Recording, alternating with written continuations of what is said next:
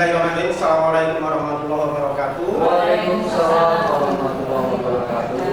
Para siswa yang saya hormati, Bapak Ibu guru, beserta karyawan yang kami hormati pula. Tidak lupa juga saya akan terima kasih pada ibu sudah moderator. Ya, pada kesempatan kali ini pertama senantiasa kita panjatkan dulu kepada Allah Subhanahu wa taala yang telah memberikan kita berbagai kenikmatan sehingga pada kesempatan siang hari ini dapat berkumpul di ruang lab IPA ini untuk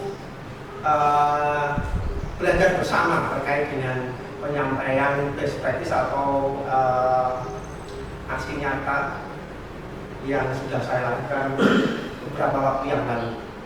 Selawat salam semoga senantiasa tercurah pada Nabi Muhammad SAW yang sangat kita harapkan syafaatnya terutama di hari nanti Allah. Bapak Ibu yang saya hormati, langsung saja pada kesempatan kali ini saya akan menyampaikan tentang best practice yang sudah saya lakukan. Namun sebelumnya perkenankan saya menyampaikan terlebih dahulu hasil dari tim-tek saya belum lama ini tentang 7 jurus DKIDA. Nah, kemarin kita sudah dibilangkan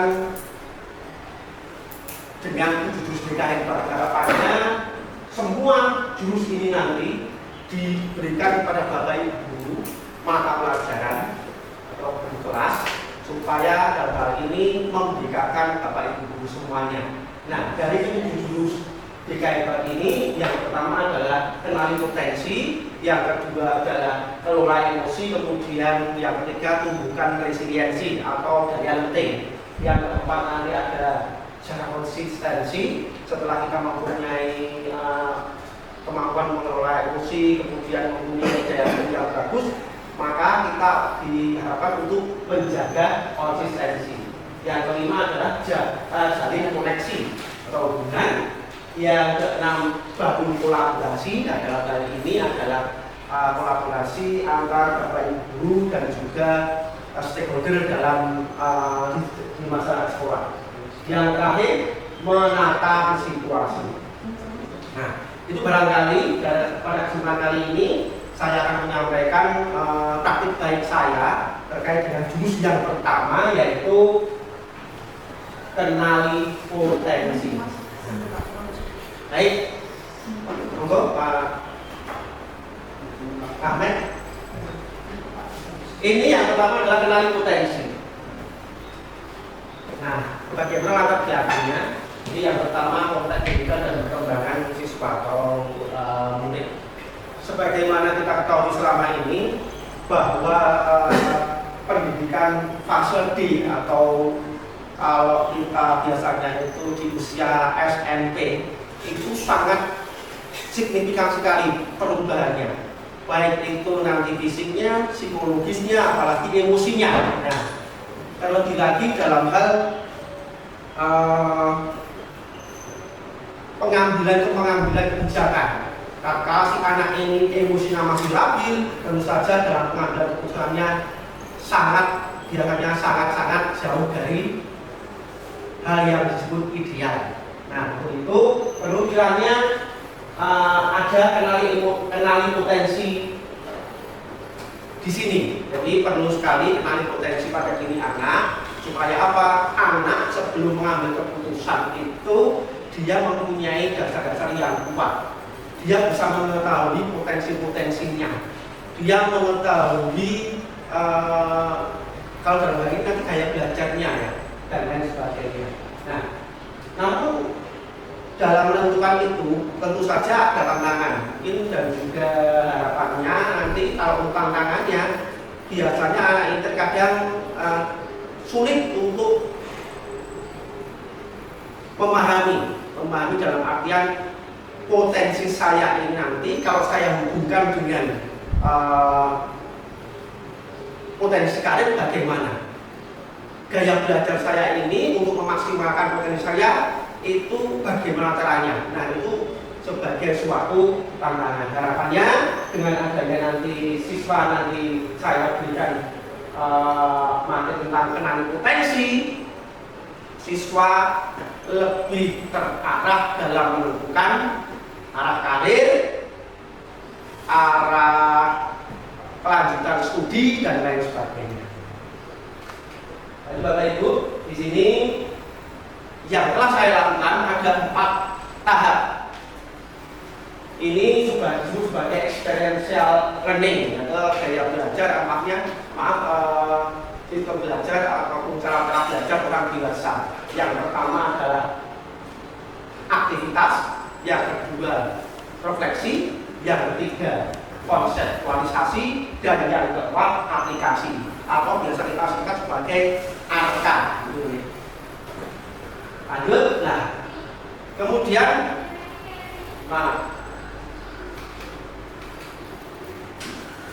langkah yang pertama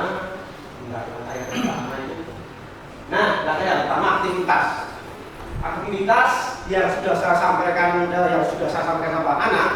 Jadi dalam hal ini saya menyampaikan materi ini melalui layanan klasikal dan 2 kali 40 menit. Pada langkah aktivitas saya memberikan perintah pada anak untuk mengakses link aplikasi tes bakat minat. Nah, di Mugadeta Future Leader Lovable aplikasi. Nah, aktivitas yang kedua, siswa juga saya berikan link untuk mereka akses, yaitu aplikasi tentang gaya belajar. Nah, ini tentu saja Bapak Ibu guru penting sekali karena untuk mengetahui gaya belajar anak supaya nanti dalam pembelajarannya lebih mudah dan lebih efisien. Oke Bapak Ibu, kenapa saya memilih aplikasi dari Mugadeta ini? Karena aplikasi ini memang tergolong sederhana. Kemudian pada tampilan hasilnya tadi itu aplikasi ini sudah menunjukkan kecerdasan majemuk, kemudian minat, kemudian studi lanjut. Nah, studi lanjut ini juga bukan hanya dia mau ke SMA maupun SMK, tapi juga sudah mengarah ke jurusan. Jurusannya ini juga bukan hanya 1, tapi juga ada 3 pilihan, 1, 2, 3. Hanya saja nanti yang saya ambil untuk data adalah yang pertama. Kemudian untuk yang aplikasi multiple intelligence atau kecerdasan majemuk ini nanti akan ada 3 tahap dalam pengerjaannya. Semuanya dalam bentuk pernyataan, terdiri dari 20 pernyataan untuk tes bakat, 20 pertanyaan untuk tes minat, dan 2 pernyataan untuk kelanjutan studi. Nah, di sini tetapi kita melihat dari data ataupun pengambilan data kelanjutan studi ini juga mengambil data dari bakat dan minat. Nah, kemudian saya mengambil aplikasi gaya belajar dari Mugadeta juga, ini dari Mugadeta semuanya ya. Itu karena aplikasi ini mudah untuk di share atau disampaikan pada anak-anak, dan sudah saya coba beberapa kali tidak ada kendala dalam mengakses ataupun melihat hasilnya. Kemudian yang ketiga adalah kalau sudah keduanya mereka akses, mereka selesai memberikan jawaban dari pernyataan-pernyataan tersebut, kemudian mereka kita kelompokkan dalam 3 kelompok sesuai dengan gaya belajarnya. Itu ya. Apa yang mereka bahas di sini yang adalah yang pertama tentang kecerdasan majemuk tadi atau multiple intelligence.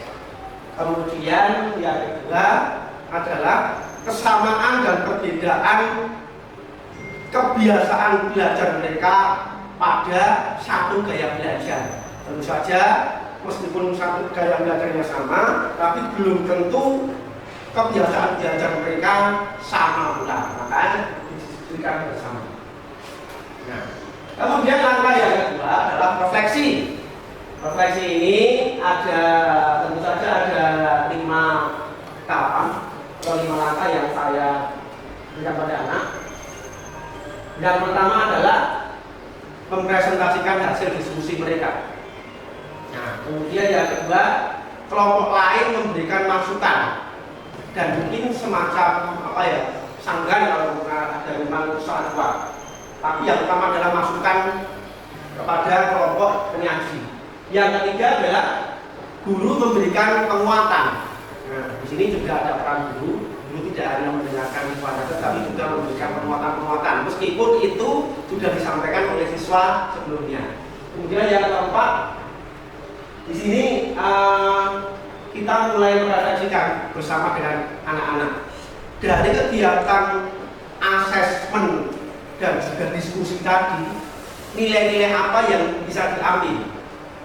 Kemudian mungkin yang lebih menjurus pada hal konseptualisasi, tapi nanti baru menjurus tapi belum sampai ke sana ya. Kemudian yang kelima adalah curah pendapat. Curah pendapat ini bebas, jadi bukan antar kelompok, tetapi masing-masing anak pada bapak kita, pada guru terkait dengan apa? Terkait dengan tentang bakat dan potensi hubungannya dengan pilihan karir. Tadi disebutkan di situ ada gaya belajar, kemudian ada bakat, ada juga sekolah lanjutan, dan nanti pilihan karir dari prospeknya. Nah, baik, lanjutnya kemudian langkah yang ketiga. Langkah yang ketiga adalah konseptualisasi.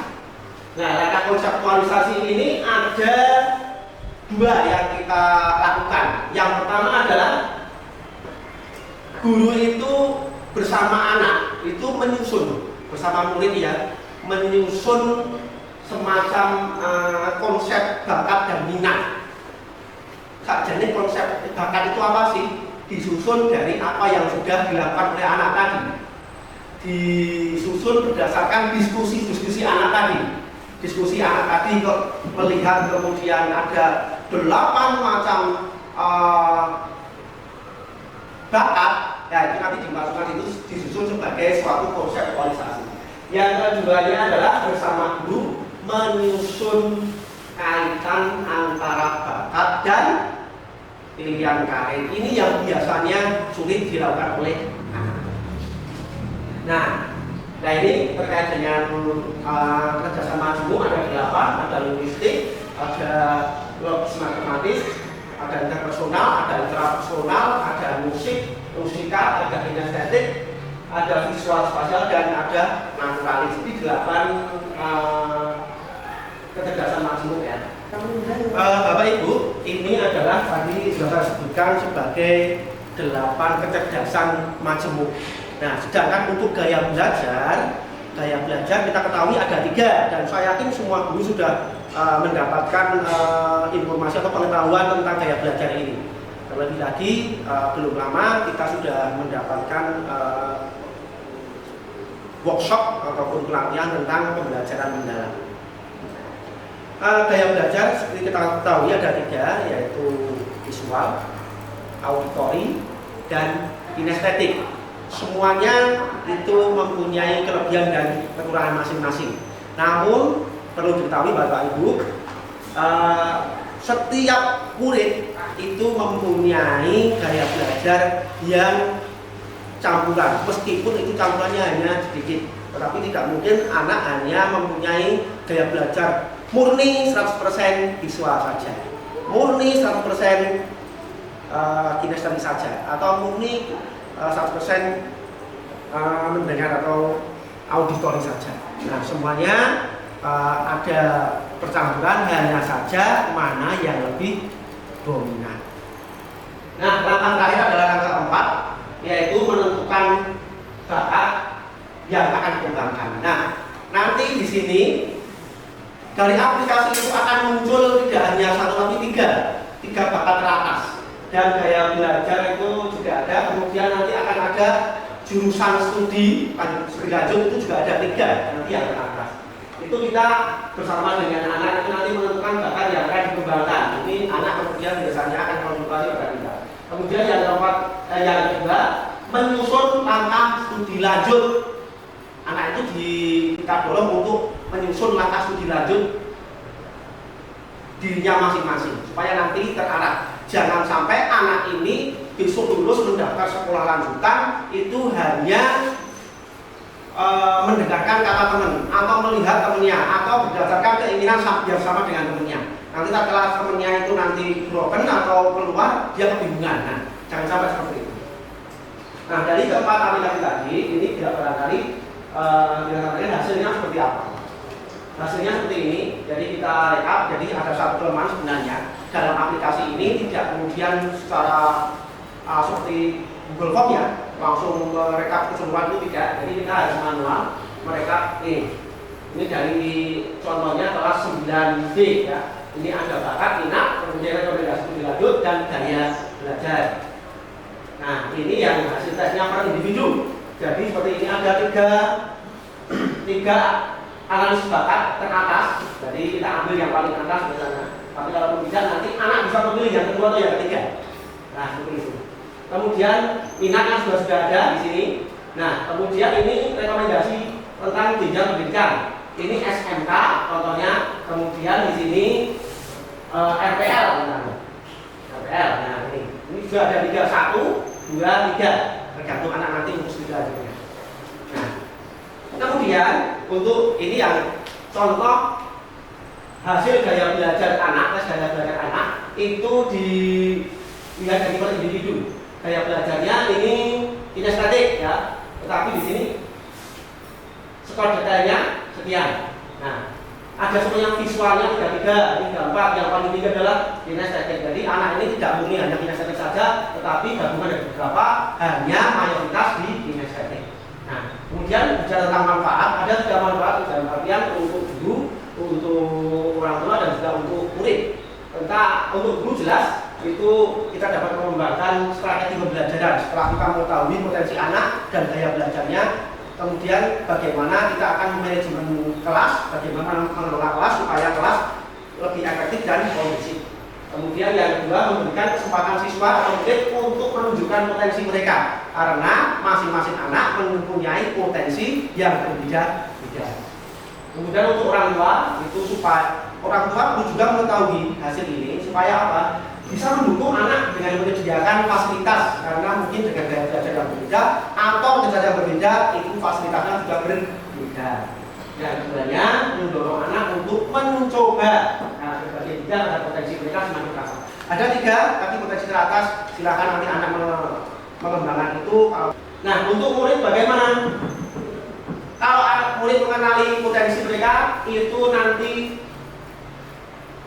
menjadi hal yang sangat positif karena anak tidak kebingungan dan dia bisa mengasahnya secara mandiri. Kemudian yang kedua, anak bisa belajar secara efektif sesuai dengan gaya belajarnya masing-masing. Kemudian yang ketiga, manfaatnya adalah anak bisa memikirkan arah studinya ataupun arah karirnya sejak dini. Ya, jadi jauh-jauh hari sebelum hari-hari itu tercapai. Nah, ini mohon maaf jika barangkali itu saja yang bisa saya sampaikan terkait dengan best practice atau praktik baik yang sudah saya lakukan di kelas 9. Mohon maaf yang saya sampaikan tadi untuk data-datanya adalah satu kelas di kelas 9D. Namun seluruh kelas 9A sampai 9E sudah saya laksanakan.